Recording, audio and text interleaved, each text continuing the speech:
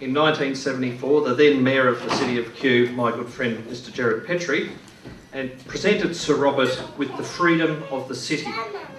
Some years following his death, Dame Patty returned the document as a momentum to the then Mayor of Kew, my good mate Jerry.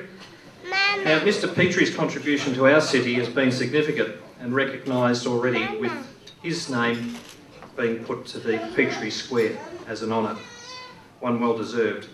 Mr. Petrie has once again expressed a desire to give to his community, which he does through many ways still today, by donating the document of the city of to the City of Boroondara collection, where it will be held in perpetuum. Mr. Petrie, if you'd like to come forward. Mr. Mayor, the Honourable Peter Costello, Heather, and distinguished guests, 33 years ago, time flies, 33 years ago, that whole area where we were before was filled with people. At 2 o'clock, they were all happy and smiling.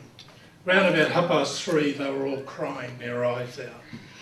Sir Robert was leaving, and it was his last public appearance.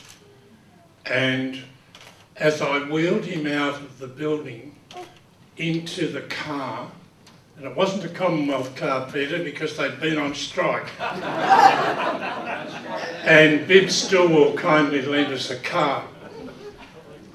The Hawthorn Pipe Band were outside and they played Old Lang Syne as the car went out and then up to Glenferrie Road. About a week or so later, Sir Henry Winnicky, another well-known Qite, said to me, "Jerry, you and I both had tears in our eyes.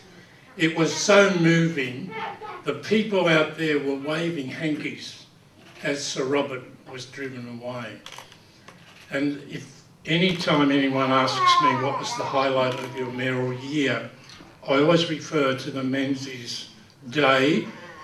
Plus, and I was saying to Heather earlier, I was privileged to spend a few nights in the back room in Haverbrack Avenue in Malvern.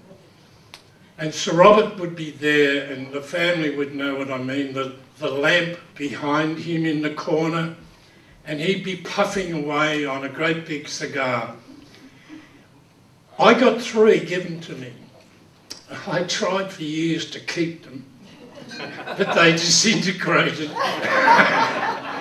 I could only smoke 1 millimetre without having my head blown off. And you remember the passageway going down to that back room were filled with all the original cartoons of him. And he said to me one night, "Well, Petrie, which is your favourite?" And I said, "The one that depicts, there are 2 pommy gentlemen walking across London Bridge, and there are 2 newspaper banners against the rail. One says, 'Aussies lose Test Ashes.' The next one says, 'Menzies resigns.' One pom says to the other one, 'Gee, they take their politics seriously, don't they?'"